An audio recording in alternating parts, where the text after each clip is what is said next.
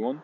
In this video, I'm going to show you how to automate your plotting and parameters initialization for the boost converter we built in the previous video using a Matlab script.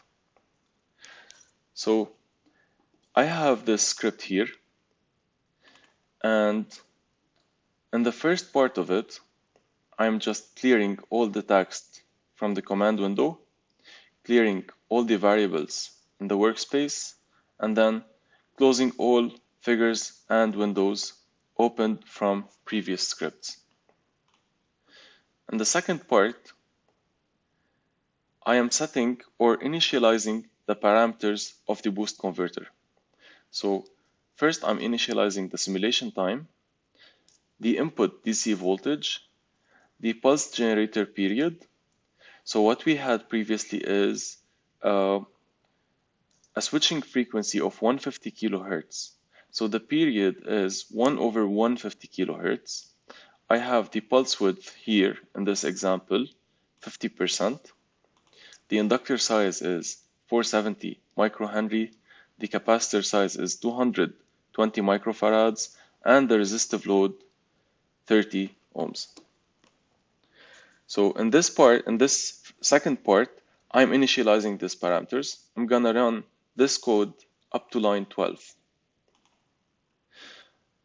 When I run this part, I will be setting these values and sending them to the workspace.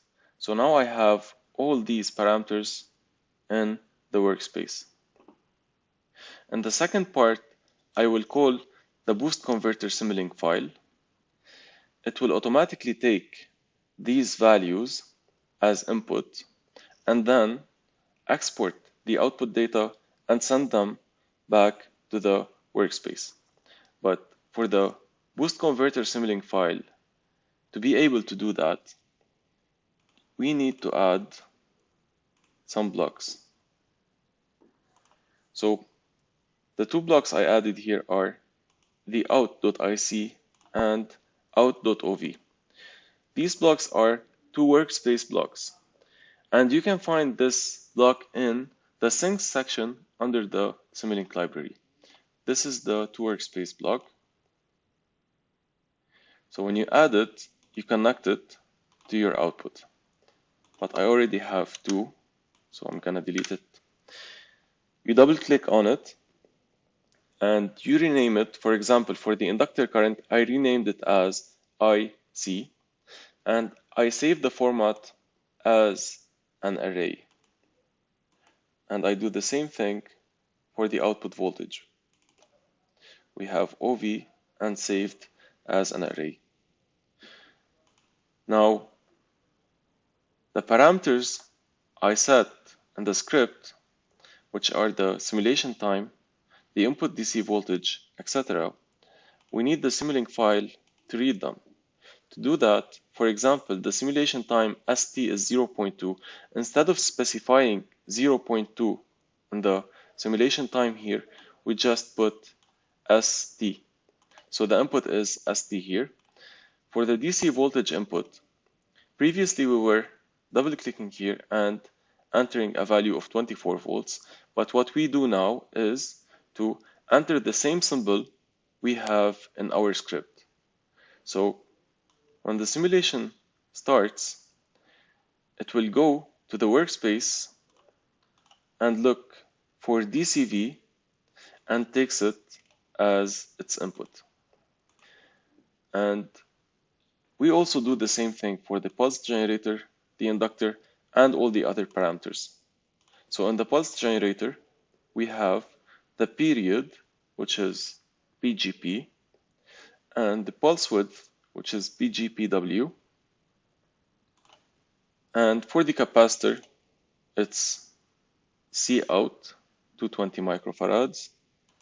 And you do the same thing for the load and the inductor. Now I go back to the script and I will run the function sim, which calls the boost converter Simulink file.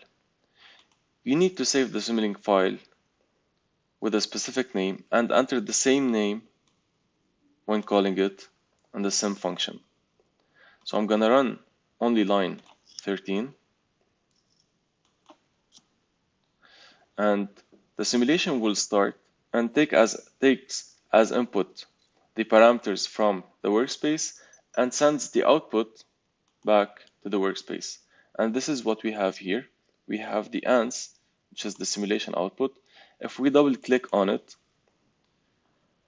we will find the inductor current, the output voltage, and the time series. Now in this last part of the code, I am plotting the results. So first I'm plotting the output voltage. We use the function plot. Plot takes as input the X series and the Y series, which are my time and output voltage. So the input will be ans.out because Tout is encapsulated in ans, and OV is also encapsulated in ans. So this is how you do it. And I have B here for the blue color of the plot. I turned on the grid and I added a legend, a title, and X and Y labels. In the figure 2, I'm plotting the inductor current, and in figure 3, I am plotting both the output voltage and the inductor current in the same plot. So I'm gonna run the remaining part of the code, and this is my result. So in figure 1, I have the output voltage, in figure 2, I have the inductor current, and in figure 3, I have the two plots combined. The y-axis on the left shows the value of the voltage, and the y-axis on the right shows the inductor current, and these two are plotted versus time. And that's it. Thank you.